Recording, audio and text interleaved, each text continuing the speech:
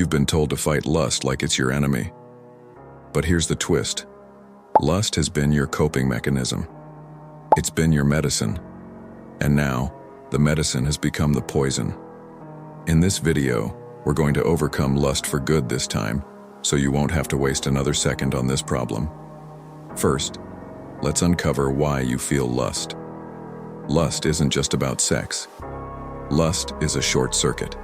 It's how your body tries to avoid feeling something deeper, like fear, loneliness, emptiness. Every time you feel a flicker of pain, your nervous system screams, "Pleasure now," and you obey.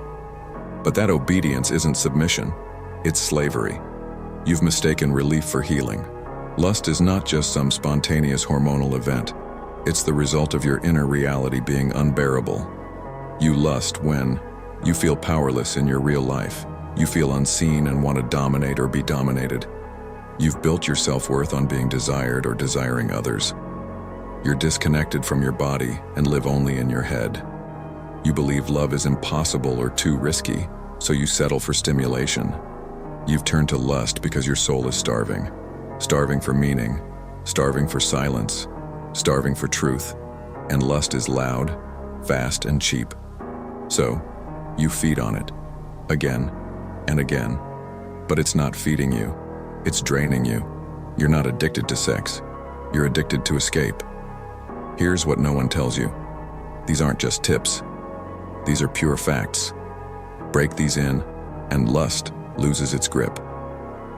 1. Sit with the craving. Don't fight it. You don't need to fight lust. You need to understand it. Because once you see it clearly, it evaporates.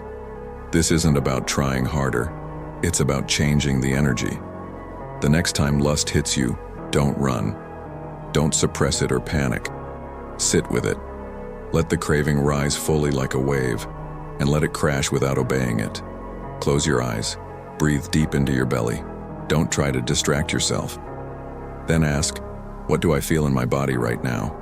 Where is the tension? What emotion is underneath this heat? Sit longer. Cravings are not constant. They spike and fade.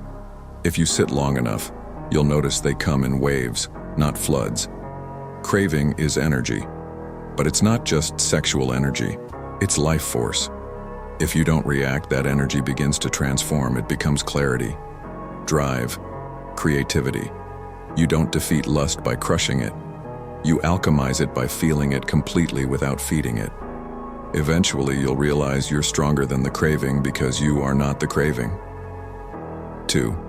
Don't say, "I've already messed up, so one more time won't matter." That's the lie that keeps you stuck. It sounds like this: "I already slipped, so what's the point in stopping now?" But here's the truth. Every time you say just one more time, you're making the habit stronger. So, change the script. When that thought shows up, pause. Say this instead: "Yes, I messed up, but that's exactly why I won't do it again." Your body remembers what you repeat. Let it remember your strength, not your slip-ups. Make this the real last time, not just another excuse. Own your relapse. Learn from it. Rewire your pattern. There's no reset button. You don't start over. You build forward. 3. Use lust to overcome lust. Imagine if the very thing that keeps making you weak could be the exact force that makes you unstoppable. This may sound heretical, but hear it out. Lust is a powerful force. You can either fight it endlessly or harness it. The energy that lust produces is raw, primal, and explosive. What if you rerouted it? Every time the craving comes, don't repress it. Redirect it. Use it to go run until you collapse. Write something brutally honest. Build a business. Study something meaningful. Create art. Create order. Create depth. Let the lust sharpen your edge, not dull your soul. The goal isn't to eliminate desire. The goal is to elevate it. This is not spiritual bypassing. This is transmutation, turning the base energy of craving into the higher fire of purpose. Make lust your signal to act, not to escape. Lust wants release. But your soul wants revelation. Give it that. Your craving isn't proof that you're weak. It's proof that there's power trapped inside you. And now, you're setting it free. 4. Destroy your inner pornography. Even if you've quit porn, it's still in your head like a virus in your subconscious. You need to go deeper. Find those mental movies you replay in your mind, the fantasy loops. Now, interrupt them. Imagine those scenes melting. Imagine the characters looking directly at you and asking, "Why are you still here?" Challenge your brain. Replace those images with ones of reality, pain, stillness, purpose. You must become the director of your own mind, not just the addicted viewer. Don't just block porn sites, block the inner projector. Because as long as your fantasy life is pornographic, your real life will feel numb. Rewire your arousal to truth, not fantasy. 5. Stop worshiping pleasure. Here's a shocking truth. Your addiction to lust is rooted in your worship of pleasure. You've been taught that anything painful is wrong, so you sprint toward comfort at any cost. But real growth, real masculinity, comes from tension, from sitting in resistance. Train yourself to choose discomfort on purpose. Pleasure is not the enemy, but if it becomes your god, you'll stay a slave. Your power begins where your comfort ends. 6. Ritualize the sacred modern life. Stripped the sacred out of sex, out of the body, out of connection. You need to reintroduce reverence, build a sacred practice. Sit in silence each morning, even 5 minutes. Light a candle, pray, journal. Treat your body as a temple, not a vending machine. Bring beauty back, bring discipline back.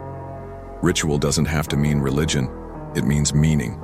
It means taking your daily life and infusing it with purpose. When you treat your time, your body, and your attention as sacred, you naturally reject what degrades them. You don't crave junk food when you're deeply nourished. So, nourish your soul. Spiritual practices aren't just habits, they're anchors. They remind your body that stillness is not punishment, and silence is not emptiness. They teach your nervous system to calm, and your mind to listen. Final scene, the burial of lust. Lust won't die by force. It dies when you realize you don't need it anymore. When you stop confusing intensity with intimacy. When you choose to face yourself instead of escaping yourself. When you walk into the fire and come out whole. You are not broken. You are not dirty. You are not hopeless. You are powerful. And when you finally see that, lust has nothing left to offer. So, here's what you need to do. Sit with the craving. Don't suppress lust. Observe it fully without reacting. It transforms when you stop feeding it. Break the loop of guilt. Don't justify another relapse by past failures. Use every fall as the reason to rise stronger. Use lust as fuel. Channel your sexual energy into creative, powerful action. Elevate the desire instead of eliminating it. Reprogram mental porn. Clean out the internal fantasies. Replace them with presence and reality. Train discomfort. Develop resilience by choosing temporary pain over long-term slavery to pleasure. Build sacred rituals. Anchor yourself in spiritual habits that make lust feel shallow by comparison. Master these, and you don't just escape lust, you outgrow it. If you like this video, hit the like button. It helps others find this content, and that helps me too. If you're new here, consider subscribing. Thanks for watching, and see you next time.